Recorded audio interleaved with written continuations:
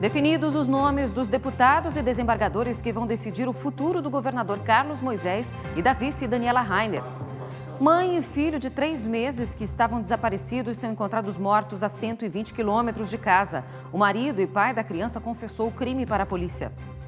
Ele confessou e ele, na viatura, entrou de forma voluntária com a advogada e mostrou onde estavam os corpos.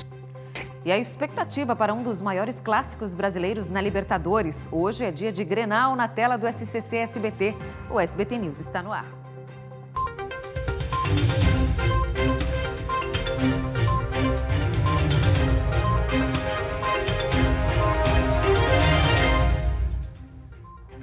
Olá, muito boa noite para você que está com a gente ligado aqui no SCC SBT. A gente já começa com informação política, porque hoje foram definidos, hoje à tarde mesmo, os nomes dos desembargadores e também deputados que vão julgar o pedido de impeachment contra o governador Carlos Moisés e a vice-governadora Daniela Rainer.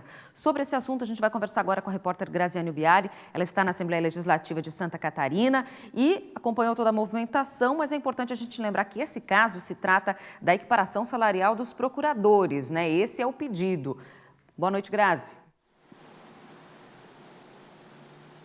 Boa noite, Bruna. Boa noite a todos. Exatamente. Esse é o pedido, então, né, que fala aí, que trata da equiparação salarial dos procuradores do Estado ao salário dos procuradores da LESC e que a LESC questiona justamente não ter seguido um rito, né, porque não passou pela LESC para que o governo tivesse, então, autorizado esse aumento salarial, o que causaria aí o crime de responsabilidade fiscal. E como você bem disse, nós acompanhamos todo o trabalho realizado hoje, tanto no Tribunal de Justiça quanto aqui na LESC, para definir esses nomes, né? Ao todo são 11 nomes que compõem essa comissão mista e olha, Bruna, até que aconteceu de uma forma rápida. No Tribunal de Justiça, em cerca de 30 minutos, tínhamos os 5 nomes e aqui na LESC levou menos de 1 hora também. E nós preparamos, então, uma reportagem para que todo mundo possa acompanhar e entender o que aconteceu hoje. Vamos acompanhar. Em um ritual simples de sorteio tradicional com o Globo, foram definidos os 5 desembargadores que farão parte da comissão mista. A sessão extraordinária foi autorizada por uma emenda no regimento interno do tribunal, já que nunca antes a Justiça catarinense julgou um impeachment. 80 desembargadores estavam aptos a participarem do sorteio. 14 estiveram presentes no plenário, os demais participaram online. O 5º sorteado, Sidney Dalabrida, declarou suspensão e não participa da comissão, abrindo um novo sorteio. A lista final está composta pelos desembargadores Cláudia Lambert, Rubens Schultz, Sérgio Rizelo, Carlos Alberto Sivinski e Luiz Felipe Schuch. Sim, é um momento histórico, é um momento único. A gente tem consciência da gravidade desse momento, da importância desse momento, e está tudo preparado para que esse trabalho seja feito da melhor maneira possível. Todo o rito foi acompanhado presencialmente pelas defesas do governador e da vice, pelo procurador da acusação e por representantes da OAB de Santa Catarina. Na LESC, os trabalhos também foram concluídos com a escolha de 5 nomes. Dos 40 deputados, 38 votaram. Ricardo Alba, do PSL, estava ausente e o presidente da LESC, Júlio Garcia, se absteve da votação. Cada deputado poderia indicar 5 nomes em votação aberta. Os mais votados para formar a comissão foram os deputados Kennedy Nunes, Laércio Schuster, Luiz Fernando Vampiro, Maurício Skudlark e Sargento Lima. Todos eles votaram sim na semana passada para dar continuidade ao processo e agora se juntam aos 5 desembargadores para seguir nas investigações. Quanto mais rápido é melhor para Santa Catarina. Nós estamos num período aí de insegurança, até insegurança jurídica, então eu não acompanhei a tramitação até agora. Participei das reuniões da comissão da Assembleia. E agora o calendário que for estabelecido, nós vamos cumprir. Nosso papel ele mudou, agora é papel de magistrado. Agora toda a nossa decisão vai ser pautada dentro dos autos, dando a possibilidade justamente de nós discutirmos agora junto com o Tribunal de Justiça, os 5 desembargadores, onde sai de toda a esfera política e acaba virando um julgamento mesmo na sua essência, pelas provas, pelos todas as questões que possuem nos autos hoje. A próxima fase do processo já ocorre na sexta-feira, dia 25, com a sessão de instalação do Tribunal de Julgamento, onde os 5 desembargadores, os 5 deputados e o presidente da comissão se reúnem na Assembleia Legislativa às 10 horas da manhã para definir o roteiro desse julgamento com prazos e datas e ainda realizar o sorteio do relator, que terá o compromisso de analisar o processo. Só então teremos mais clareza sobre a data do possível afastamento do governador e da vice dos seus cargos. Será o relator que vai apresentar, então, o parecer quanto à admissibilidade, ou não, dessa denúncia. Para isso, ainda não há prazo. Essa fase de admissibilidade, o quórum é maioria simples. O presidente, em todas as fases, só vota em caso de empate. O julgamento final exige um quórum de 2/3.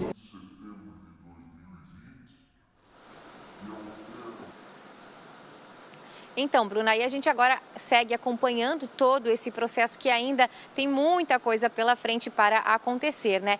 E enquanto acontecia a sessão para definir os deputados aqui na LESC e também o sorteio dos desembargadores no Tribunal de Justiça, tivemos uma carreata onde apoiadores do governo saíram em carreata, então, aqui pelo centro da cidade para demonstrar apoio ao governador, né, Carlos Moisés, e também à vice Daniela Rainer, e se mostrarem contrários ao processo do impeachment. Cerca de 200 veículos, de acordo com a Guarda Municipal, saíram do Trapiche da Beira-Mar Norte em direção aqui ao Tribunal de Justiça e também à Assembleia Legislativa. Eles carregavam bandeiras, né, aqui do estado de Santa Catarina e balões também com as cores da bandeira do estado, numa forma de protesto a todo esse processo que vem acontecendo. Bruna, a gente também vai continuar acompanhando, como eu já disse, então na sexta-feira, que tem aí próxima sessão, e a gente traz mais informações para vocês. Eu volto com você, Bruna. Obrigada, Grazi, pelas informações e a explicação para a gente entender esse processo todo.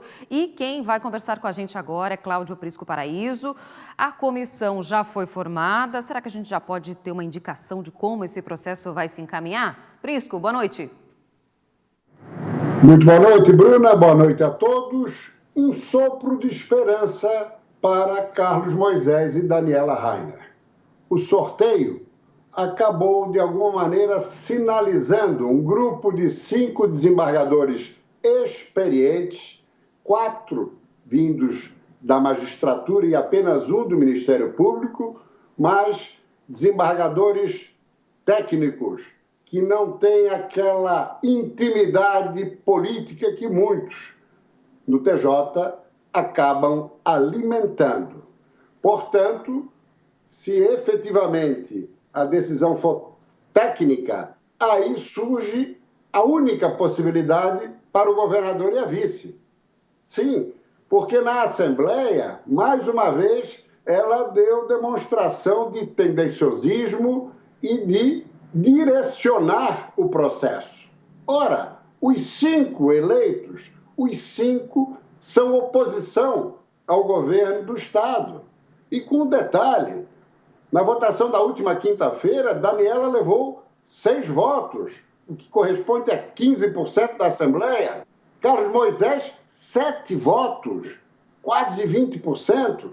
Nada mais justo que um dos 5, até para observar a proporcionalidade, fosse algum parlamentar ligado ao governador. Se ofereceram 2, Paulinha Silva e Vicente Caro Preso. Mas o negócio não é esse. O negócio é derrubar o governo, afastar governador e vice e caçá-los, literalmente. Para se salvarem os 2, precisarão dos 5 votos dos desembargadores e ainda o voto do presidente, igualmente desembargador, Ricardo Hessler. Possibilidade existe, não é fácil. Vamos observar o desenrolar dos acontecimentos, Bruna. Obrigada, Prisco, pelas informações e o comentário político falando a respeito dessa situação. E olha, o principal suspeito de ter matado a mulher e o filho confessou o crime para a polícia de Itapema. O corpo das vítimas estava enterrado em Rio dos Cedros, na região do Vale. A nossa equipe acompanhou esse caso. Veja só. Um assassino frio para um crime premeditado. Foi o que concluiu até agora a Polícia Civil de Itapema após o principal suspeito de ter assassinado a mulher e o filho confessar o caso. Os corpos estavam escondidos em uma área rural a 90 quilômetros de Rio dos Cedros. Ele tinha envenenado a comida da ex-companheira Josiele Lopes dentro da própria casa da vítima. Para a Polícia Civil, a principal motivação do crime seria ciúmes. O casal tinha brigas frequentes e estava em processo de separação. O autor do crime viu o celular da vítima e constatou que ela estava tendo um caso com outro homem. E aí, cometeu o crime. E na terça-feira do dia 15, foi o dia que eles brigaram ali e que ele resolveu, então, sair de casa. Eles resolveram que ela iria ficar naquela casa ali no Morretes, em Itapema, e ele ia sair de casa. E aí ela foi no salão de cabeleireiro, ela ficou cerca de 4 horas no salão de cabeleireiro. Quando ela volta, ele vai com ela de carro, eles param no supermercado, compram uma carne, ele faz uma carne para elas, coloca um veneno, a gente ainda não sabe qual é a espécie desse veneno, o IGP vai determinar, coloca no caldo ali, dá para ela. Ela, depois de 1 hora, começa a passar mal e ele oferece ajuda, vamos para o hospital. E aí é interessante que ela voluntariamente vai para o hospital, ela está sentada no carro junto com o bebê e o bebê está mamando, o bebê de colo, 3 meses, recém-nascido. E aí, cerca de 40 minutos a 1 hora, eles dentro do carro, ela desfalece, o bebê também. O criminoso andou cerca de 200 quilômetros na madrugada do dia 15 com a ex-mulher e o filho já mortos. O local foi escolhido pelo acusado, pois ele já morou e trabalhou na região. Ele confessou e ele, na viatura, entrou de forma voluntária com a advogada e mostrou onde estavam os corpos. Ele se mostrava confuso no momento que ele falava do crime, ele falava, eu fiz uma besteira, foi um momento que eu não pensei, mas logo depois falava de jogo de futebol, entendeu? Então ele estava com umas ideias confusas, esparsas, assim, me parecia que ele não estava sabendo a gravidade daquilo que ele tinha praticado. A Polícia Civil segue investigando o caso pelos próximos 30 dias. O suspeito vai responder pelos crimes de homicídio qualificado, feminicídio e ocultação de cadáver. E recebeu alta na manhã de hoje o bebê abandonado às margens da SC 157 em Quilombo, no oeste do estado. A gente mostrou esse caso aqui ontem no SBT News. E o bebê ainda estava com o cordão umbilical quando foi encontrado por um cachorro em um ponto de ônibus no interior da cidade. Ele teria sido abandonado por um caminhão. A recém-nascida se recupera bem e está sob responsabilidade da assistência social do município. Já a Polícia Civil investiga o caso como abandono de incapaz e os responsáveis ainda não foram identificados. Vamos atualizar agora os dados da Covid-19 aqui em Santa Catarina. 2.686 pessoas já morreram por causa da doença, 15 vítimas de ontem para hoje, 208.900 pacientes já testaram positivo, 1.208 foram registrados nas últimas 24 horas e a taxa de ocupação dos leitos de UTI nesse momento aqui no estado é de 62,9%. A gente vai para o intervalo e logo mais tem informação sobre clássico na Libertadores. Tem Grenal hoje na tela do SCC SBT. Eu volto já.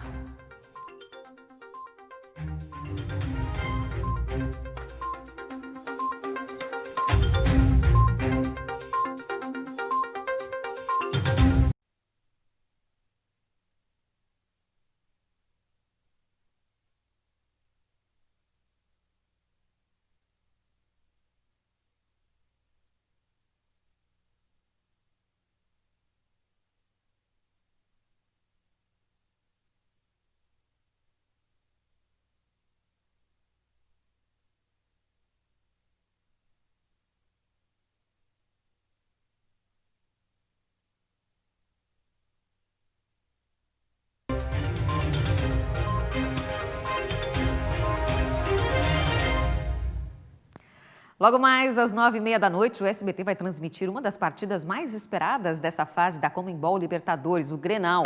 Internacional e Grêmio são protagonistas de uma das maiores rivalidades do país. O Grenal muda o Rio Grande do Sul. Quer uma prova?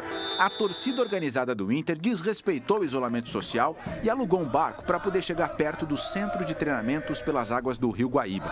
A intenção era apoiar os jogadores durante o treino desta segunda-feira, a 2 dias do clássico pela Conmebol Libertadores. A cena pra lá de inusitada abre a semana de tensão em Porto Alegre. A ansiedade é tanta que as palavras são poucas. O técnico do Inter, Eduardo Cudê, preocupado com o desgaste dos jogadores, diz que vai usar só os que estiverem menos cansados. Temos que trabalhar com jovens, disponer de los jovens. O Inter lidera o Grupo E na Libertadores, mas vai levar um tabu a campo no Beira-Rio. Ele não vence o Grêmio há 2 anos. Neste período, foram 9 partidas de invencibilidade gremista. E nem assim, Renato Gaúcho está mais tranquilo. Ele tem 5 jogadores titulares lesionados e não vence uma partida há 3 jogos, seja pelo Brasileirão ou Libertadores. Tudo isso levou o treinador do Grêmio a criar uma regra nova. A ordem que eu dei para o departamento médico do Grêmio hoje, a partir de hoje, não sai mais nenhuma notícia dentro do clube. Nenhuma notícia sobre qualquer tipo de jogador. A semana está cheia também para o Atlético Paranaense, que disputa a liderança do Grupo C com o Colo-Colo, em Curitiba. O Palmeiras vai ao Paraguai enfrentar o Guarani, em jogo que o SBT também mostrará com exclusividade na TV aberta. É um jogo importante, né? O Guarani tem 6 pontos, nós temos 9, né? Joga muito na força física. Vamos para lá, vamos ter que jogar e fazer um bom jogo. Acho que nós temos condições de chegar lá e fazer um bom jogo como fizemos em La Paz. O Santos viaja ao Equador para encarar o Delfim, lanterna do Grupo G. Todos os brasileiros com jogos decisivos, mesmo ainda na fase de grupos. Mas até quem rodou o mundo atrás da bola sabe que o Grenal é único. Se for numa Libertadores da América, então... Uma série de detalhes são trabalhados durante a semana, mas com até mais ênfase do que nas semanas de outros jogos, porque o Grenal, como eu já disse a vocês, é diferenciado de qualquer jogo em qualquer lugar do mundo. E a gente continua. Alegre, onde as nossas equipes ficaram de plantão para acompanhar todas as novidades da escalação dos times. O repórter Marcelo Chemali tem as informações.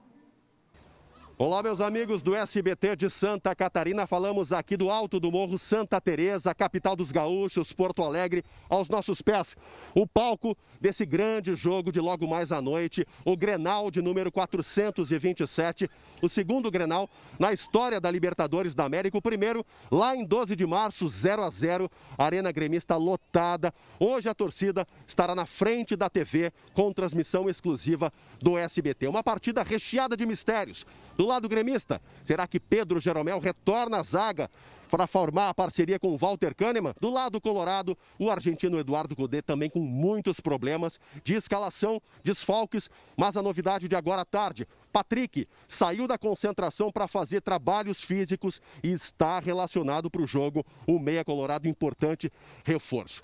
A nossa equipe já está escalada. Luiz Alano na narração, Mauro Galvão nos comentários, multicampeão pelo Inter e pelo Grêmio, e também Luiz Carlos Reck e as reportagens, Glauco Paza direto do palco no estádio Beira-Rio logo mais à noite. O tempo é firme, 16 graus a previsão, nenhuma chance de chuva, o gramado está um tapete para esse baita espetáculo.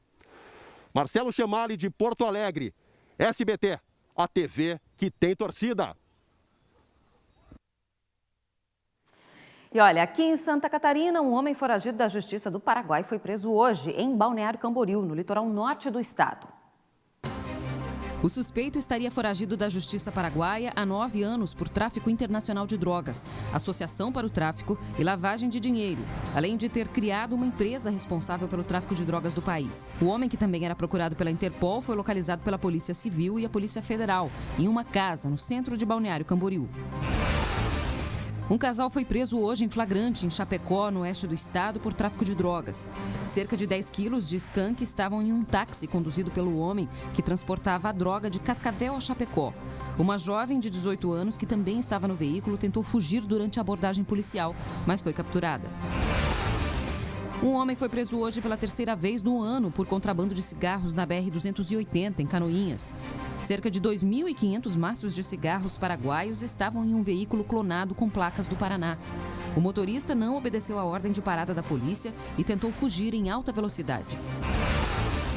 A Polícia Rodoviária Federal apreendeu 552 garrafas de vinho argentino contrabandeados na BR-282, em Pinhalzinho, no oeste do estado. A bebida era transportada por 2 veículos que viajavam juntos. Os 2 motoristas devem responder pelo crime de descaminho. Os produtos foram encaminhados à Receita Federal.